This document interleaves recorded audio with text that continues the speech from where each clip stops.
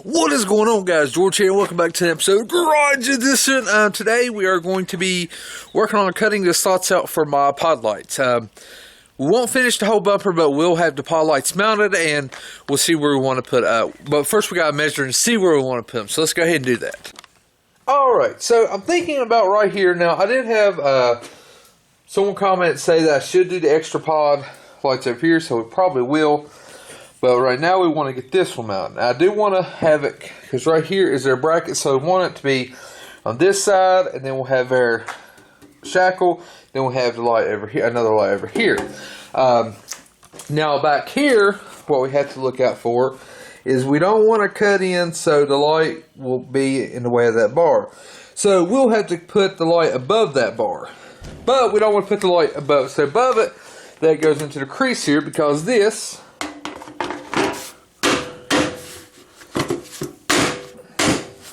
goes like that. So that will be covered like that.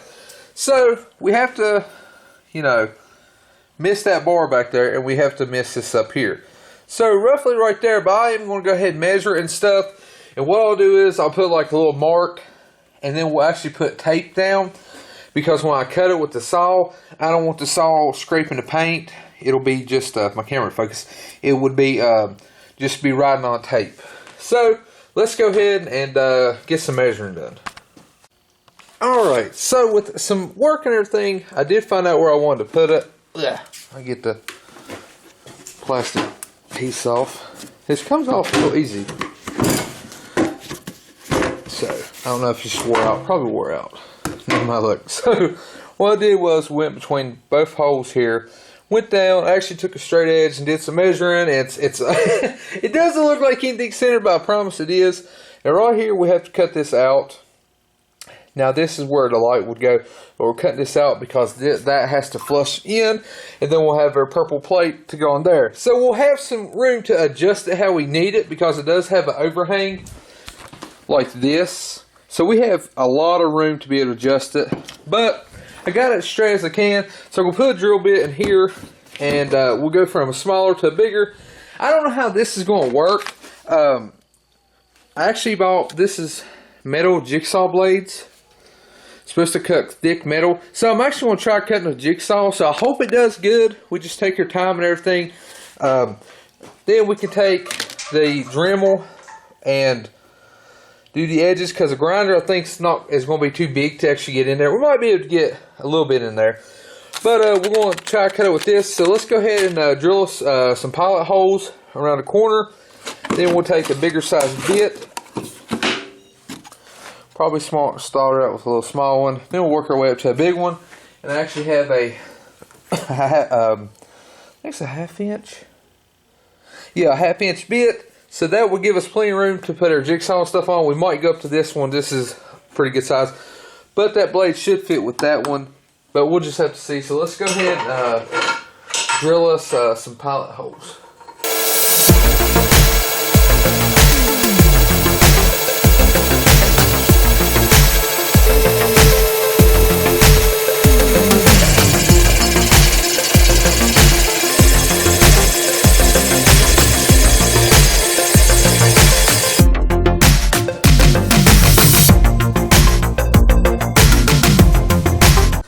Alright, so I got the metal cutting blade in there. As you see, I just did a little test cut, and it cut it really good. I'm getting my glasses on, safety first. Put these on, and we want to get started. Now, we'll try to set up the camera so you can see it, but it's kind of hard to set up the camera because my table always shakes when I'm doing stuff, so I'm going to try to at least let y'all see cutting a little bit.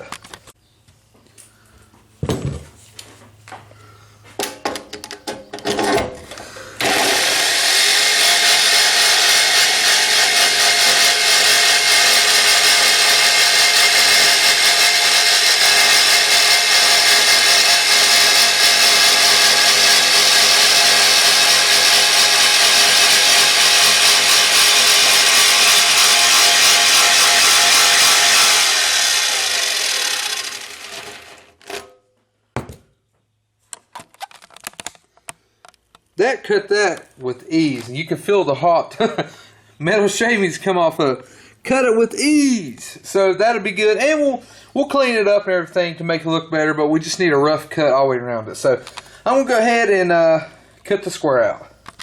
Alright. So the hole doesn't look perfectly square because, well, it's not perfectly square. But, like I said, these are flush mounts. So we can adjust it how we need it to be. So if you want it crooked, that way. But I think we do have it pretty straight. Now I will go back and check. That looks really good. Now that white stuff does make it pop. I like that.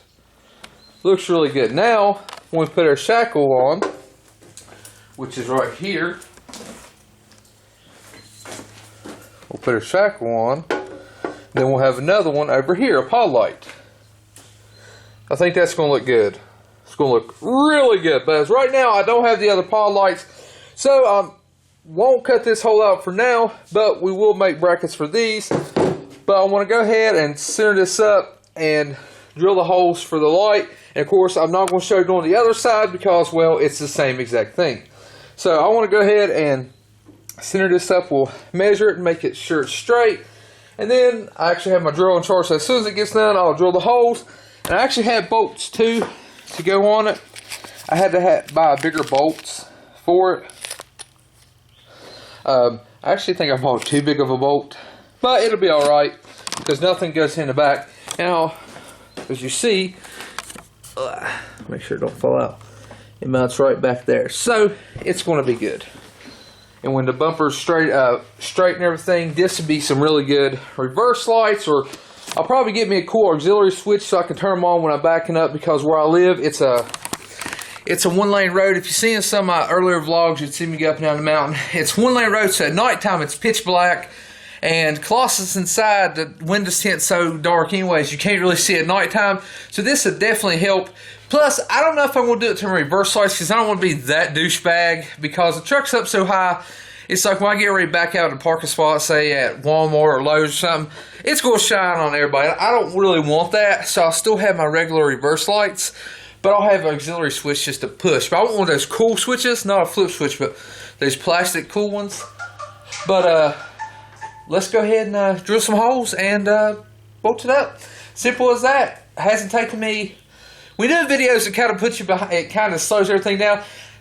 In 10 minutes, I can have all this done.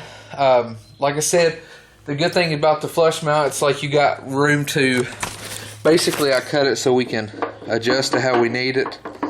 So, that's pretty good. So, I'm going to go ahead and drill some holes.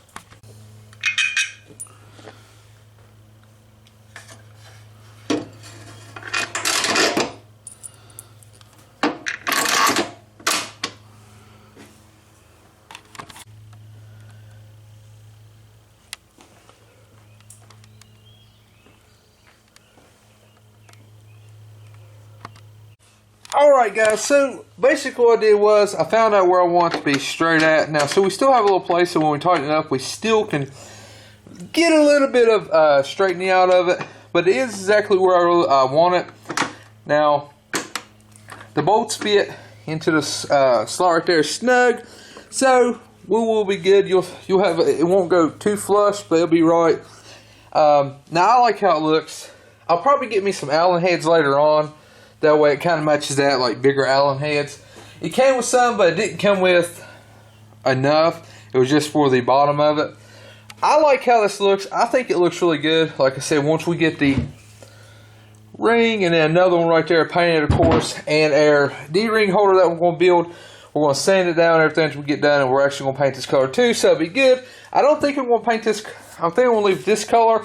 Or I might paint it black or red, or I don't know. It's like, I don't want to paint it purple, but we could paint it purple. We could do a black holder with this purple. I don't know, let me know what y'all think. Like I said, we're not going to be really pulling anything with this. It's going to be for looks. Like, eventually I'll get me a big, heavy-duty steel back bumper, but right now I'm not really worried.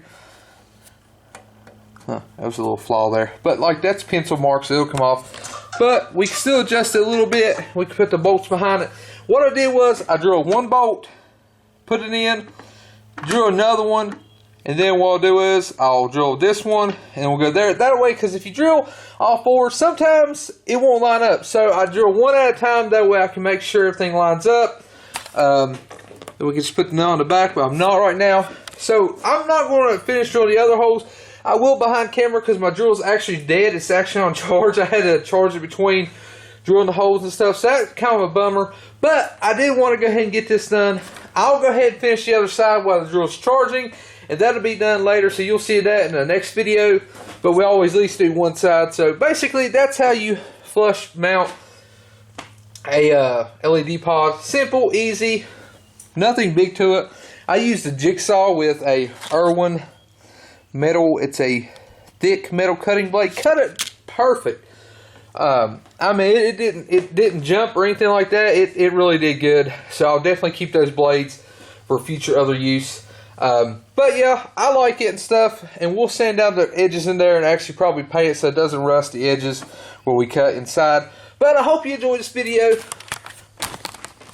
If you did enjoy the video, make sure you hit that like button and make sure you punch that subscribe button.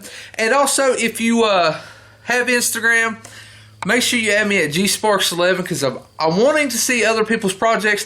I actually had a lot of people add me on Instagram, so everybody add me on Instagram and message me, showing me their vehicles and stuff. Really appreciate that. I love seeing other people's projects because, you know, it helps other people. You know, it like helps me. If I see somebody done something like, that is cool, why didn't I think of that? And then I usually try not to copy people's ideas. Mostly stuff is like, been done a million times, but I'll see ideas. I'm like, you know, that is awesome how somebody done that and come up with stuff. So, and people do that to mine. Like, oh, hey, I was wanting to know how to do it. So it's just a big community of doing car stuff. But anyways, make sure you add me on GSparks11. I always post behind the scenes and pictures before it even hits YouTube. But anyways, guys, this is George, and I'm out of here.